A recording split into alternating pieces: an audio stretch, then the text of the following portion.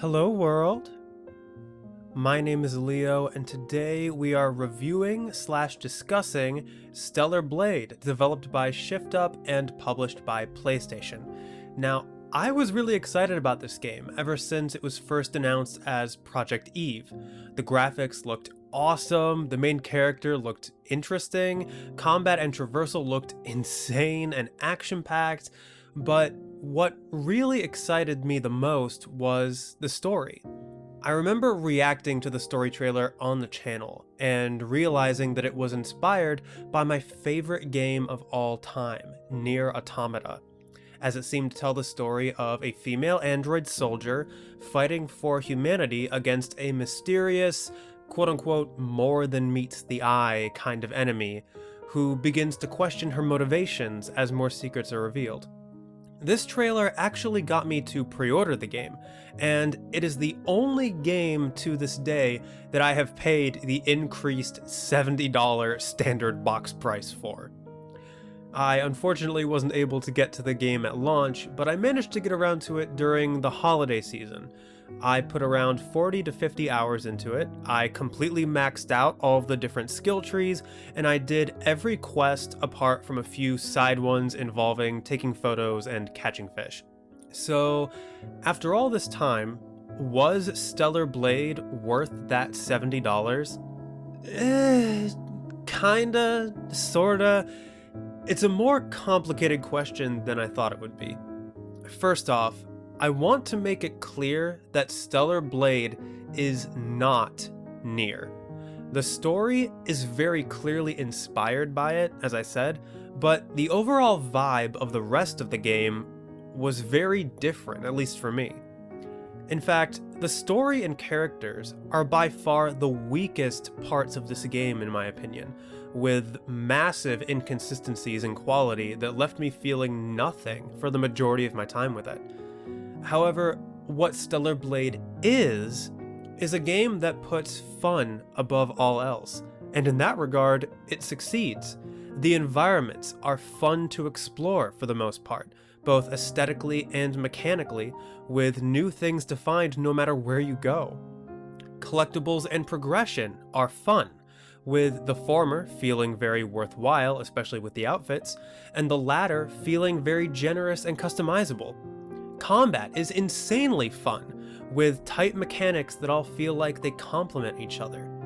All of these factors will vary in importance depending on the person, but for me, this fun factor was enough to keep this game afloat, and I look back favorably on my time with it despite its flaws. Obviously, there's a lot to talk about, and I have a feeling this is going to be a long video, so let's get into the details as I take you through my experience with Stellar Blade.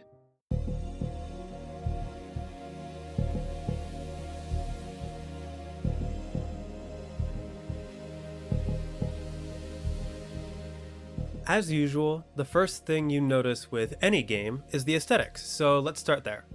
Stellar Blade's art style is realistic, but stylized in certain areas, and overall, I think this game looks pretty great. When it comes to characters, I think this stylization helps everyone avoid the uncanny valley for the most part.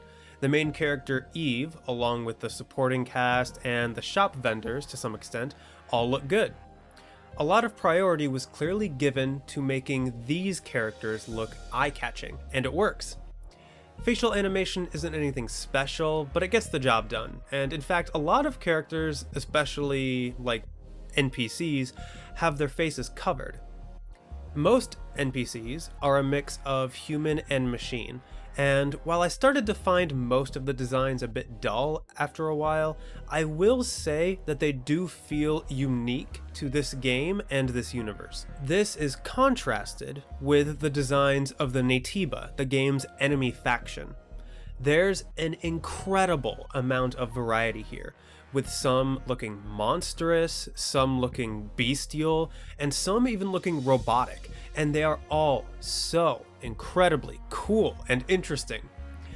Taken as a whole, one of the most impressive things Stellar Blade does is take these contrasting designs between your character, the NPCs, and the Natiba, and make them all look cohesive. Despite the seemingly vast differences, everyone feels like they belong in this post-apocalyptic world Shift Up has created. Speaking of the world, the environments look awesome as well, with a great amount of detail and atmosphere, and some impressive vistas in some areas. There are two types of environments here: open world areas, of which there are two, and more linear, sometimes dungeon-like areas. Although these environments look good, I do wish there was a bit more environmental variation here. For the two open world areas, one is a giant rocky desert with scattered ruins all around, and the other is a giant sandy desert with scattered ruins all around. For the linear areas, there are some standout ones, like the city at the beginning, a rail yard, and some unique ones at the end that I won't spoil. But for the most part, they all take place in an underground sewer or medical facility with lots of grays and browns and similar looking areas and textures. In the moment, these are fun to explore, but after the fact, they all kind of blur together in my head. One thing about the aesthetics that stays consistently excellent, though, is the soundtrack, which is filled with nothing but bangers. For example, here's a couple tracks that play during exploration.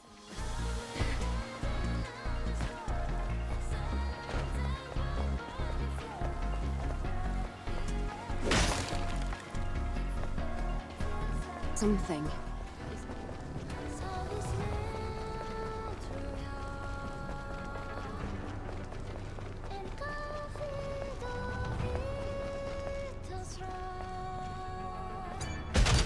Here's one that just plays in this shopkeeper area while I'm solving a puzzle.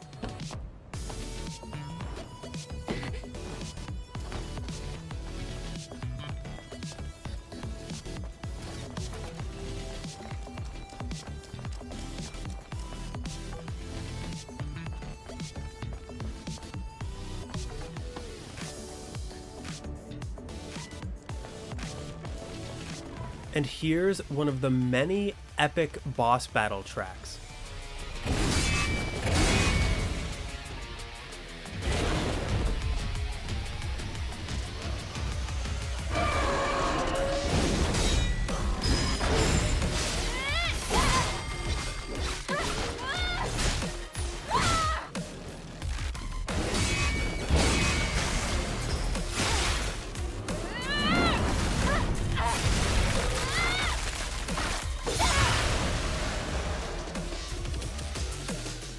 There are also dynamic tracks that change based on whether or not you're in combat, a range of genres that go from calm pop to hard rock to electronic, great vocals in many of the tracks. They clearly went all out with this OST. This is another area that definitely has some NieR elements in it, by the way, and indeed, Keiichi Okabe, the composer for the NieR games, even collaborated on some of the music. But it still manages to find its own sound apart from NieR, and it remains as one of the most memorable parts of the game for me.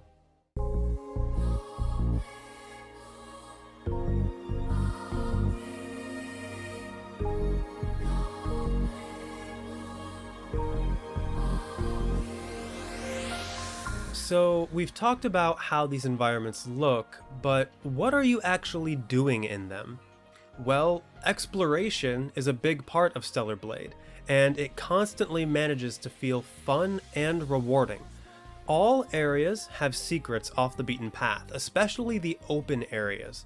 And I had a good amount of fun scouring every corner of the map for the various chests and collectibles spread throughout. What makes this even better is that for some of these extra things, there are little puzzles involved, which keep things fresh.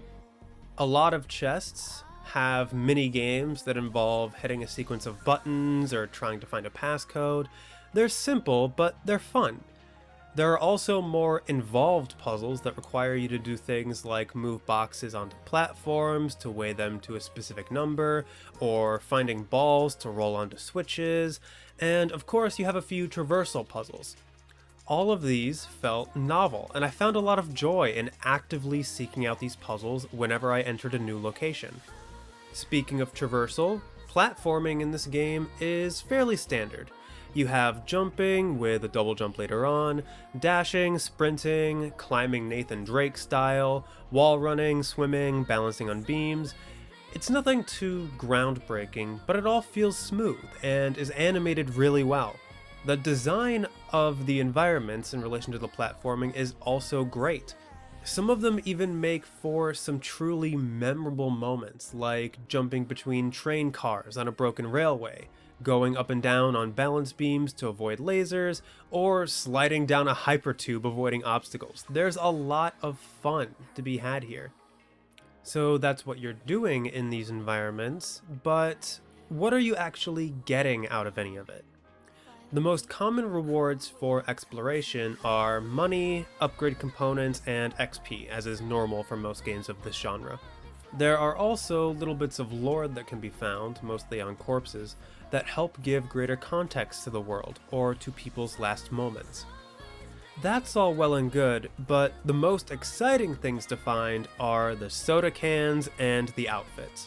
The cans are purely optional, and are usually locked behind the more involved puzzles or stuck in hard-to-reach areas. There's a nice little celebratory animation that shows off the soda whenever you find one, and for every 7 you find, you unlock a set bonus.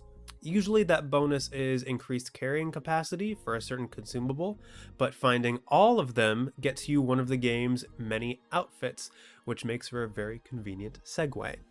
The outfits were by far my favorite collectible, and they can be found out in the world, bought in shops, or given as rewards for main quests, side quests, errands, and or boss fights. These, to me, were absolutely worth seeking out.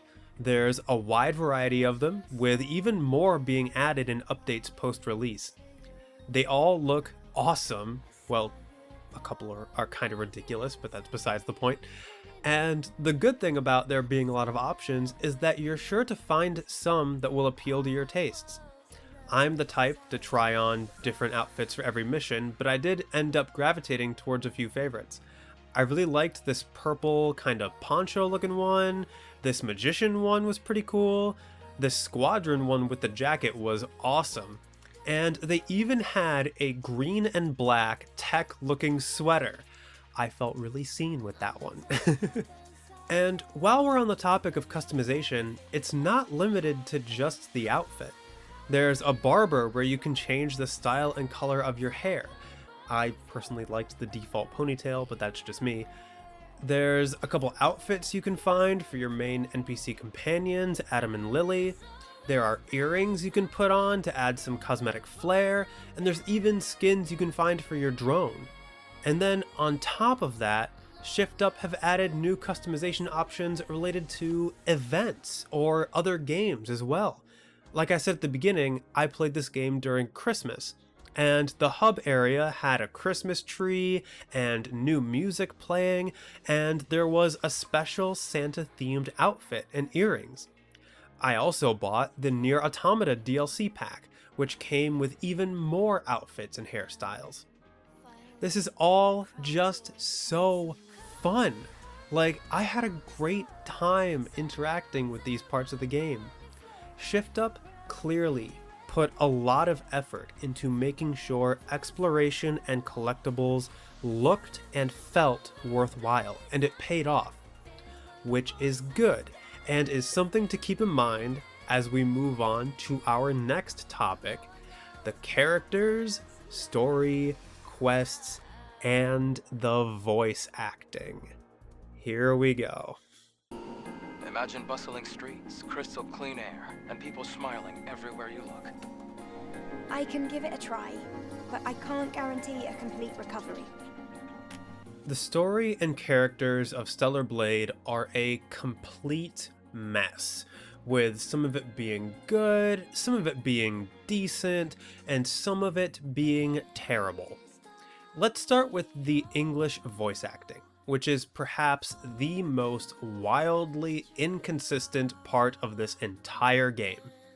Most broadly, NPCs, vendors, and side characters are really hit or miss. Some are completely fine, while others sound very stilted, and sometimes the fine ones will have bad moments. It really is all over the place. Zooming in on the two main supporting cast members, Adam and Lily, Adam is a plank of wood that gained sentience. His character is so one note, and his delivery is so incredibly boring that he was probably one of the biggest detriments to my whole experience. It's called Zion, humanity's last city. If we go there, there might be people that can help us. I have a safe house with some equipment I bet you would want. Oh, sorry. I got a message from Zion. Is everything all right? Something serious seems to have happened. I have to return to Zion. This is a big problem because Adam is your main companion throughout the majority of the game. He speaks mostly through your drone, and honestly, I wish he was just the drone instead of being a person, because I feel like his voice would fit that better. And then Lily, believe it or not, has the opposite problem. She has a more minor role as a companion compared to Adam, and you can tell that her actress is trying really hard, and she shows the most emotional range out of any other character. Yes, this is no longer the drone you knew. It's an all-new, upgraded Drone 2.0 that can launch long-range projectiles. No, this is more than just an upgrade. It's an evolution! However, because of this, she sounds so out of place, like she belongs in a different game entirely. And then we move on to your main character, Eve. Eve is a mixed bag, and my feelings about her performance shifted back and forth over the course of the game. Her performance is very reserved, kinda one note like Adam, but not to the same level of detriment as that. Lily, I have to ask you something. I found someone who's been injured very badly. She's too weak to speak, and there's no chance of her moving. The technology here won't do. Do you think you might be able to help somehow? On one hand, I do like her voice, and at times I think the reserved tone works.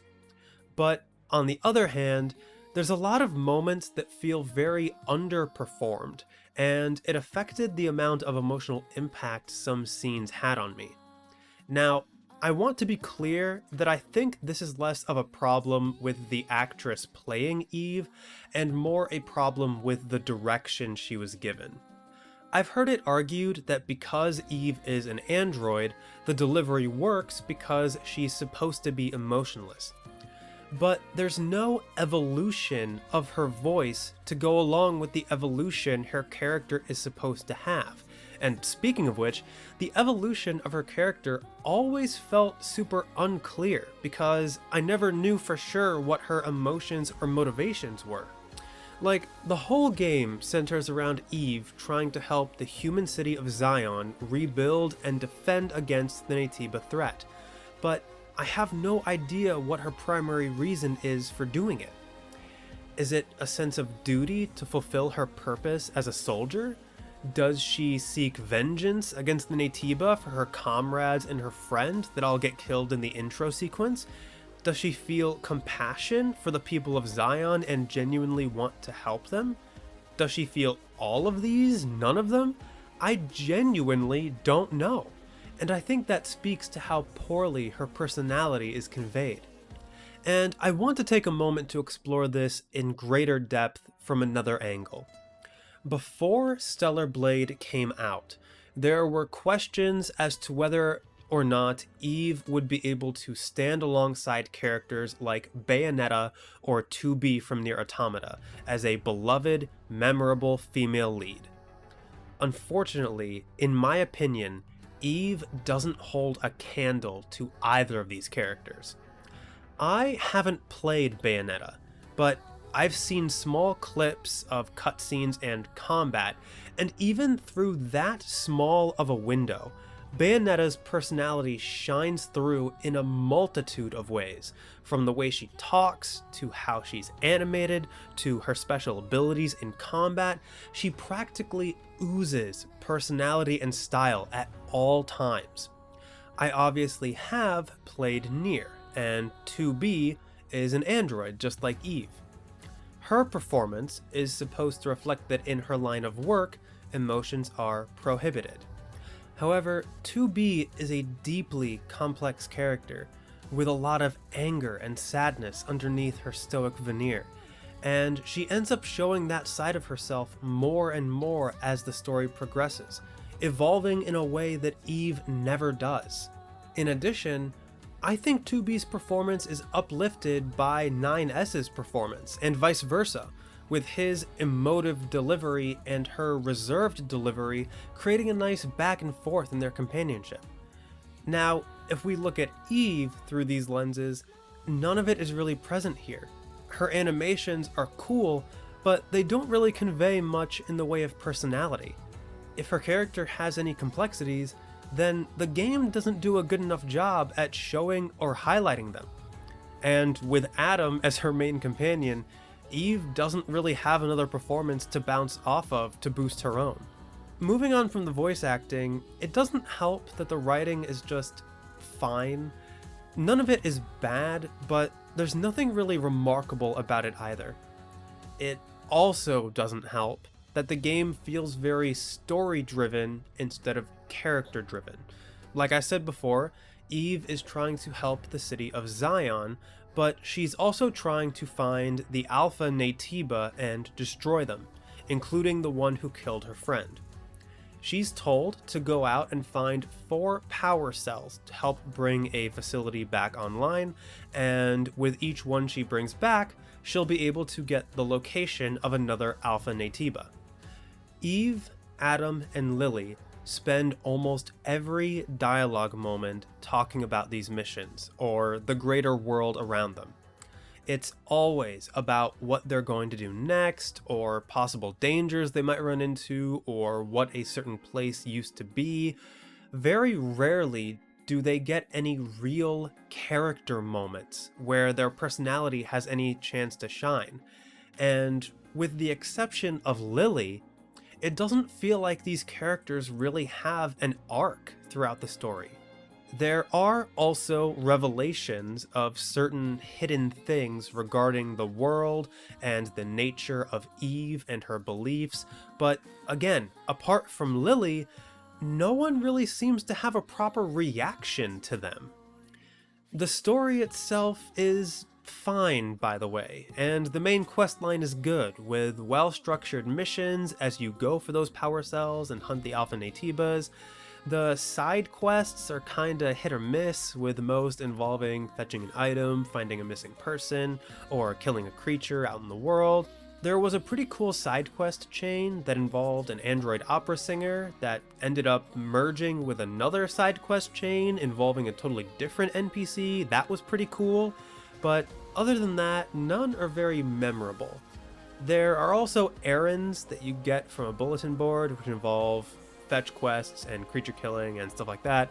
The main problem with these, and the side quests actually, is that there's a lot of them, and they can really drag the pacing of the game. Especially in the later half, I felt like I was dealing with a lot of tedium as I was going from place to place, getting these quests done.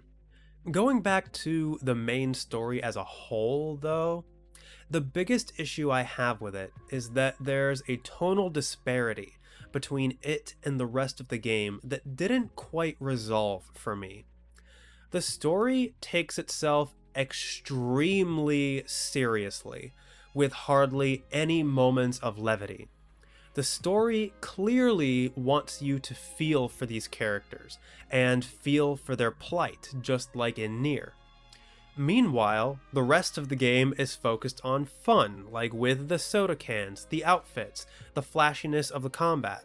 For me, It created a small layer of friction that wasn't enough to completely break immersion, but enough for me to notice it was there. And I can't help but wonder if it would have served the game better to borrow more tonal inspiration from games like Bayonetta or Devil May Cry instead of NieR, and leaned into the more ridiculous, fun aspects a bit more. All of these factors, the inconsistent voice acting, the lack of personality from the main character, no character-driven moments, the unremarkable writing, the tedium in the second half, the tonal friction, because of them, I had a really hard time getting emotionally invested in anything going on. I was having fun, to be sure, but I felt almost nothing.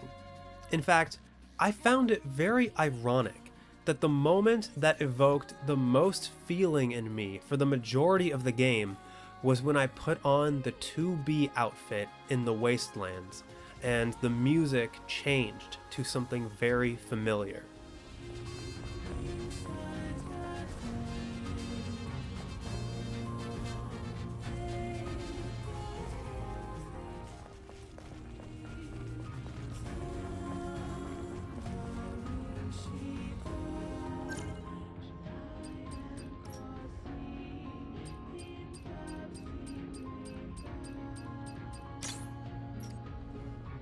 Yes, the time that I felt the most of anything was a moment that the game borrowed straight from NieR.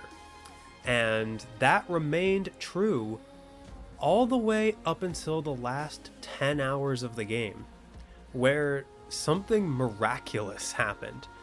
You know how games like this usually have a point of no return, where they tell you to make sure you have everything you want to do wrapped up before you progress the main story? Well, everything after that point of no return is absolutely excellent. The missions all take place in new locations that feel interesting and look beautiful. Adam takes a back seat during this time, and Lily takes on a more primary companion role. You know how I said that 2B and 9S boost each other's performances with their character dynamic? Well, even Lily are actually able to achieve something much closer to that dynamic than Adam could ever hope to achieve, with Lily's overacting and Eve's underacting balancing each other out a bit more. Heck, Lily even gets her own character moment if you unlock a secret mission in the game. It's a moment that has nothing to do with the greater story. It just belongs to her. And even though it didn't hit very hard for me, it was still sweet to see. Furthermore, the last 5 hours or so is essentially a giant boss gauntlet, with some incredible, challenging boss design that puts your combat skills to the test, which we will talk about in the next block. The story leaned more into some of the more ridiculous elements, which resolved that tonal friction, and the game managed to stick the landing at the very end, and even subverted my expectations in a way for what I thought was going to happen. Even Adam gets a bit better at the end, which I never thought I would say throughout the rest of my experience.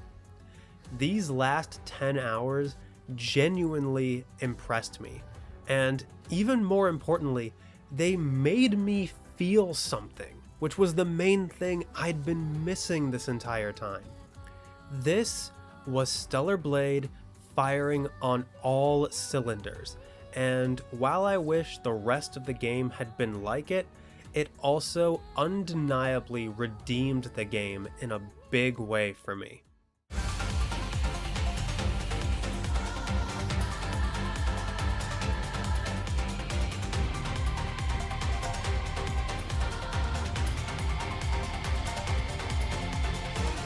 Speaking of firing on all cylinders, it's time to talk about by far the best part of Stellar Blade, the combat. There's a reason I wanted to save this for the end, because I wanted to end this review on a high note, and this combat might just be one of the best combat systems of any game I've ever played. It starts out with some familiar character action and Souls-like elements. You have light and heavy attacks, which can be chained together into quite a few different combos. You have dodging with a perfect dodge, blocking with a perfect parry. This makes up the foundation that you start the game with, and from there, new abilities are consistently introduced. You have consumables that consist of 3 to 4 different types of healing items, 3 to 4 grenade types, and one-use revive items if you die in battle. There's follow-up moves for perfect parries and dodges. There's situational counters for if an enemy does a specific attack. And there's posture damage for enemies, which can lead to big damage if you completely break their posture. There are also beta skills and more powerful burst skills, which are essentially special attacks that each consume their own meter, and you fill those by landing the aforementioned parries, dodges, follow-up attacks, and counters. There are 4 of each of these skills, and each one can serve a different function, whether that be single target damage, crowd control, AoE, or attacking from a distance. Speaking of attacking from a distance, you also have your drone, which acts as your main ranged weapon, and there are 5 different ammo types for you to take advantage of. Normal bullets, shotgun shells, incendiary shells, a high-powered laser, and auto-lock missiles. In fact, there are a few main quests that take away the ability to use your sword so that you're only relying on the gun, and they're excellent, with enemies in those areas having clear weak points and perfect positioning for you to take advantage of your limited arsenal. To top all of this off, you also have a super mode that basically makes you powerful and invincible for a short time. I won't show it here because the context around it is a bit spoilery, but trust me, it'll help you get out of a few scrapes. Now, that's already a lot of options for combat, but these systems get even better. You have gears that can be slotted into your kit to help give you percentage boosts to damage, health, rewards for killing enemies, etc. These gears each have a tier associated with them, and higher tier gear can usually be found as you progress the story, and there are plenty of options to choose from that can help inform your playstyle in small ways. More important are the exospines, which go into another slot in your kit, and these can shape your playstyle in slightly bigger ways. There's one that makes guarding more effective, there's one that makes stealth easier, there's one that enhances ranged combat. There's, again, a lot of options here.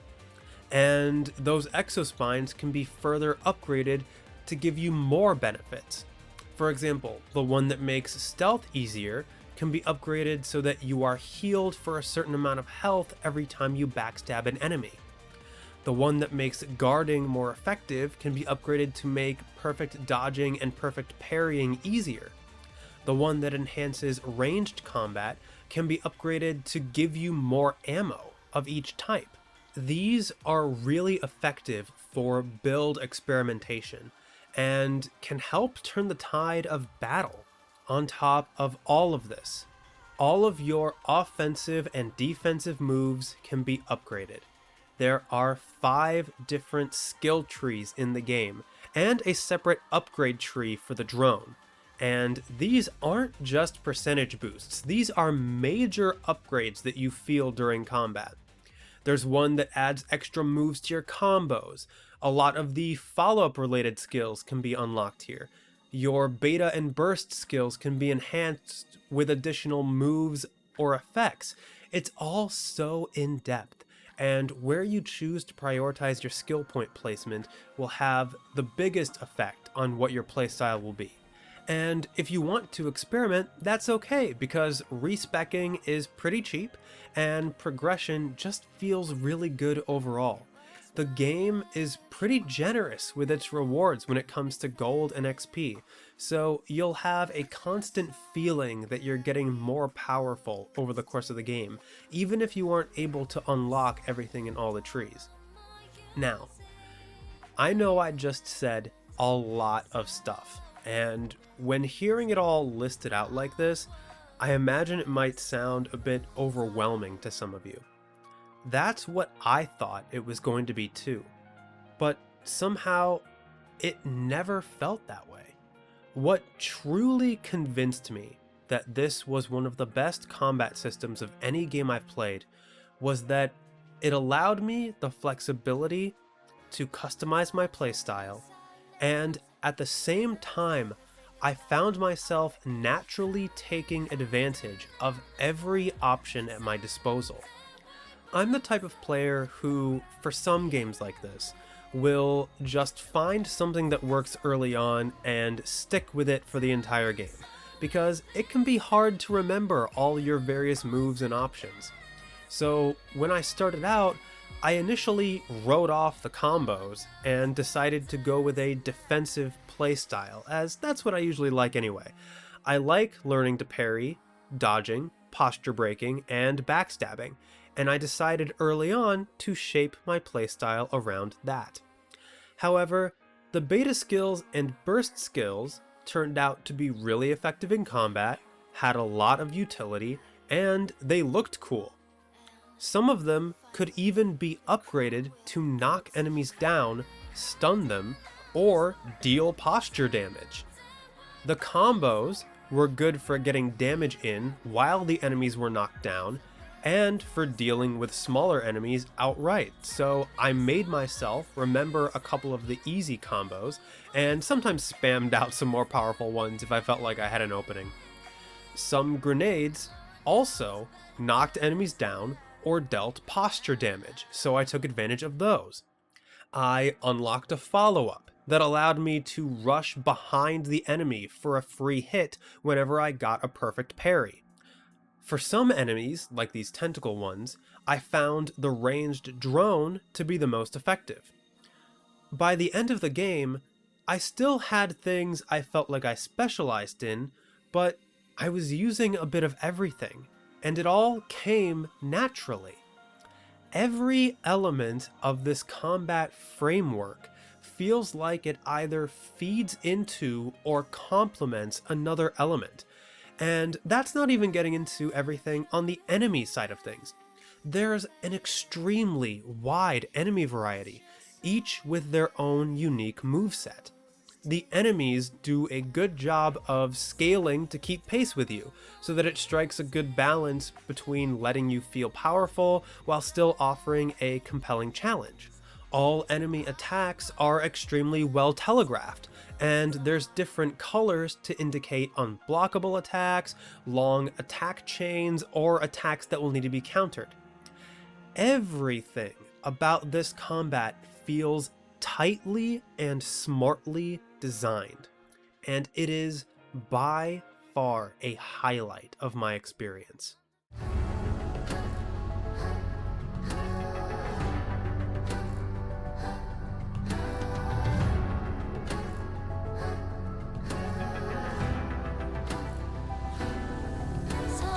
To round this out, I want to say that I had a truly fascinating time with Stellar Blade, filled with really high highs and really low lows. I understand that for some people, the problems with the story and characters, along with the tedium in the side quests and errands, are going to be too big and too detrimental to look past. And indeed, I thought for the longest time that the game was just going to be fine for me. However, there's a reason why I put the character problems in between two sections in which I mostly praise the game. Reflecting back on my experience, my opinion swings into favorable territory, where I remember that Stellar Blade, at the end of the day, is a game that prioritizes fun above all else, and succeeds more than it fails. Looking back in particular on those last 10 hours, I'm hopeful for what the future holds in a possible sequel. If they can embrace what makes Stellar Blade unique, instead of relying on the inspirations of what came before, I think that game could be something special.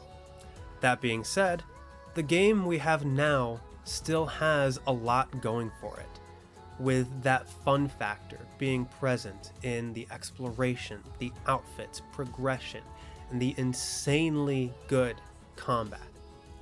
And with all of that in mind, I do recommend it.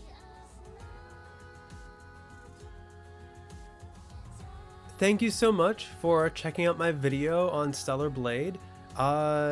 This was a fun one, like genuinely. I felt like I had a lot to talk about. Like, I went back and forth throughout my time with the game, and I gave it a lot of thought, a lot of time for reflection. And I think the time for reflection was good, because I think the more I reflected on this game, the more I liked it. Like, the hindsight, I think, was kind to this game for me. So yeah, feel free to let me know in the comments what you thought of my review. If you have any feedback for me, if you have any thoughts on anything I said. Also, feel free to comment if you have played Stellar Blade yourself. I would love to hear how your own experience was, and how some of your opinions might compare or contrast to my own. And as usual, if you haven't already, please feel free to subscribe, like the video. My Blue Sky, Discord, and Ko-Fi links are in the description below if any of those interest you. Thanks again, and I will see you guys next time. Goodbye!